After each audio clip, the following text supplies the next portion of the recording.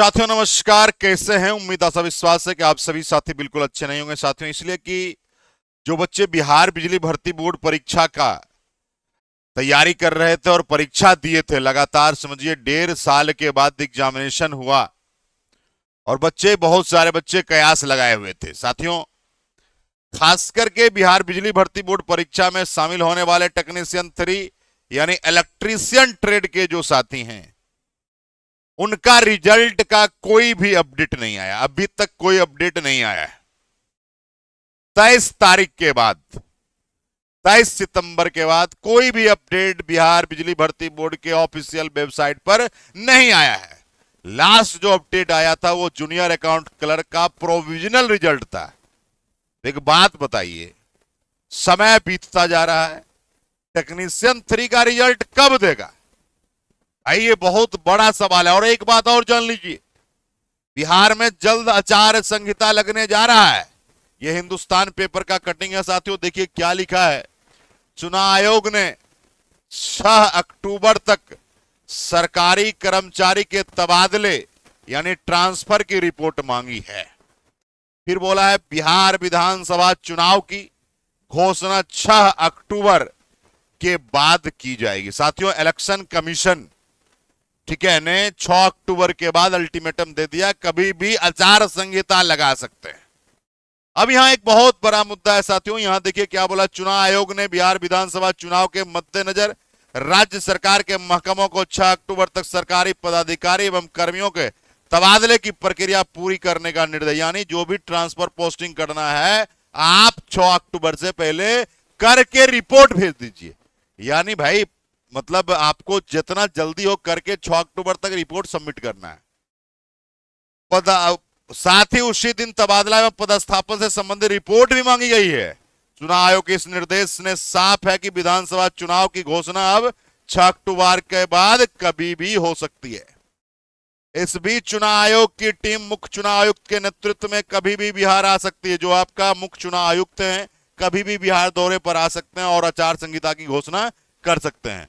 गौर हो कि चुनाव पहले ही चुनाव जुड़े कर्मियों के स्थानांतरण और पदस्थापन के दिशा निर्देश जारी हो चुका है। इसके तहत कर्मियों और पदाधिकारियों को उनके गृह जिला या लंबे समय तक एक ही स्थान रहने पर तैनाती नहीं रहने पर हिदायत दी गई है। अगर कोई कर्मचारी या कोई पदाधिकारी अपने घर गृह जिला में होम डिस्ट्रिक्ट में है या लंबे समय से वहां पोस्टेड हैं, तो उन पर भी कार्रवाई की बात चुनाव आयोग ने कहा कि भाई उनको वहां से हटाइए। बहुत लंबे समय तक एक जगह नहीं रह सकते हैं या गृह जिला में उनकी पोस्टिंग नहीं हो सकती है। उसके बाद उनके गृह जिला की बात, बुधवार को बिहार के मुख्य निर्वाचन पदाधिकारी विनोद सिंह गुंजियाल ने बिहार के मुख्य सचिव, पुलिस महानिदेशक सभी यानी मीटिंग जारी है साथियों।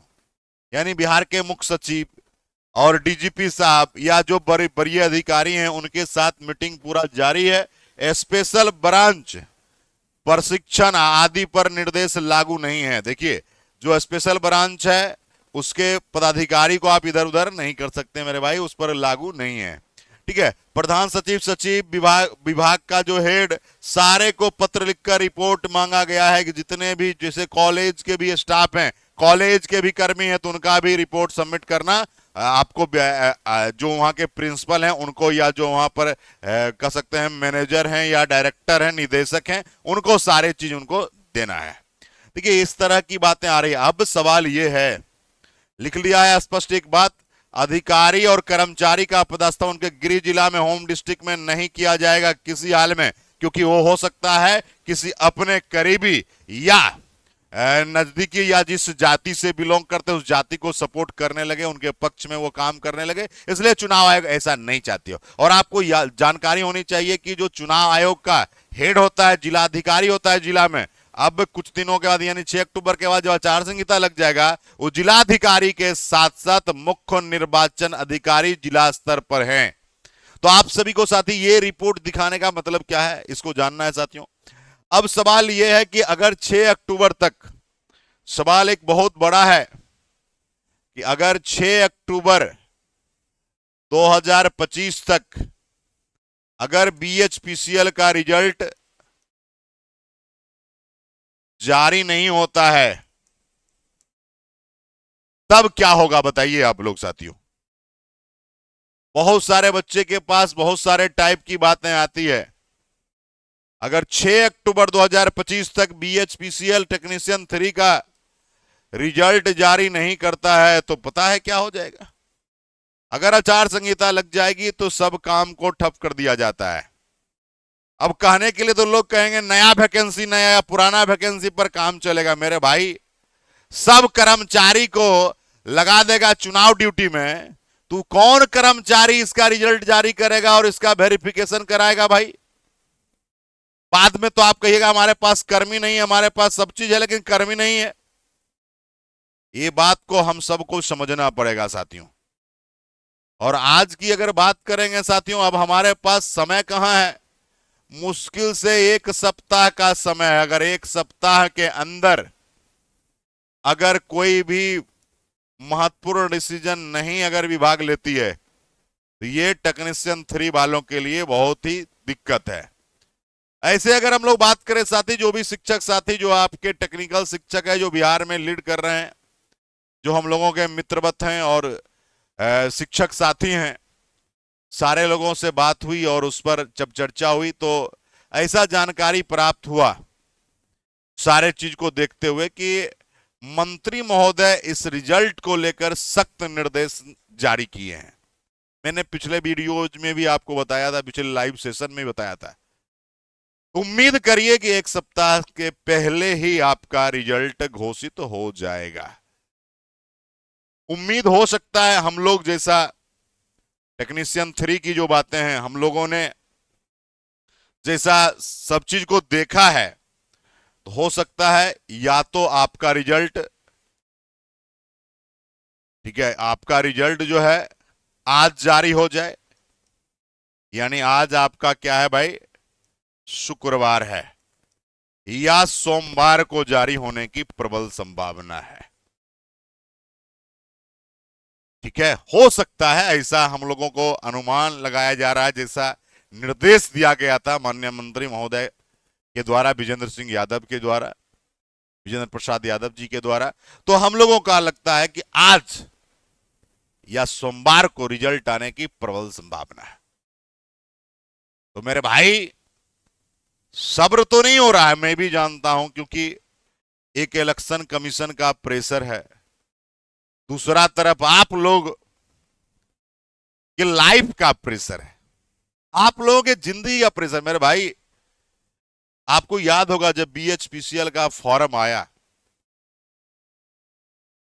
फॉर्म आने से पहले से ही हम लोग क्लास BHPCL को लेकर चला रहे थे, और जब तक एग्जामिनेशन लास्ट नहीं हो गया तब तक क्लास चला। आपको पता भी है, बहुत सारे लोग हमारे पुराने साथी हैं जो 2-2 साल से हमारे साथ लगातार एप्लीकेशन पर, यूट्यूब पर तैयारी कर रहे हैं। तो बहुत सारी चीजें हैं जिसको आपने भी त्याग किया, हमने भी त्याग किया, और आज इतना जो सब्सक्राइबर हमारे पास है, ये सब आप लोगों के ही वजह से है, आप लोगों के सहयोग से है साथियों। और मैं आपको स्पष्ट कर देना चाहता हूं साथियों, छात्र हित में पहले भी काम किया है, आगे की भी काम करते रहेंगे, बस आपका सहयोग मिलता रहे और आपके माता पिता का आशीर्वाद और ऊपर वाले की कृपा बनी रहे, सारे कुछ हो जाएगी।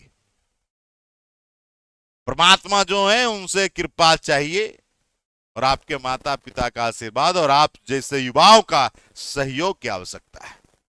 चलिए, बहुत बहुत धन्यवाद है आप सभी का साथियों। लेकिन हम लोगों की कोशिश रहनी चाहिए कि जितना जल्दी हो रिजल्ट हो जाए जारी, उसके बाद सरकार अपनी प्रक्रिया में अपना लग जाएगी। कम से कम जो बच्चे का रिजल्ट हो जाएगा वो बच्चे तो निश्चिंत हो जाएंगे कि हमारी सरकारी नौकरी पक्की हो गई, उनकी कम से कम दुर्गा पूजा, छठ, दिवाली तो अच्छी मनेगी। और जो बच्चे का किसी कारण से रिजल्ट नहीं होगा, कोई बात नहीं है मेरे भाई, घबराना नहीं है।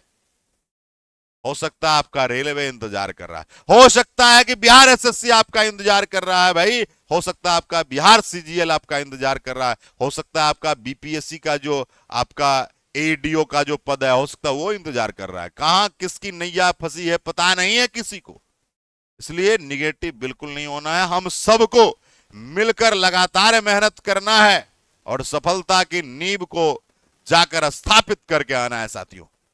चलिए, बहुत बहुत धन्यवाद आप सभी का, बहुत बहुत स्वागत है, बहुत बहुत अभिनंदन है साथियों। इस वीडियो को अधिक से अधिक शेयर करिए, लोगों के पास पहुंचाइए और ईश्वर से प्रार्थना जरूर करिए कि आज या सोमवार को रिजल्ट आप किया जाए। चलिए, बहुत बहुत धन्यवाद। जय हिंद, क्रांतिकारी सलाम, जिंदाबाद।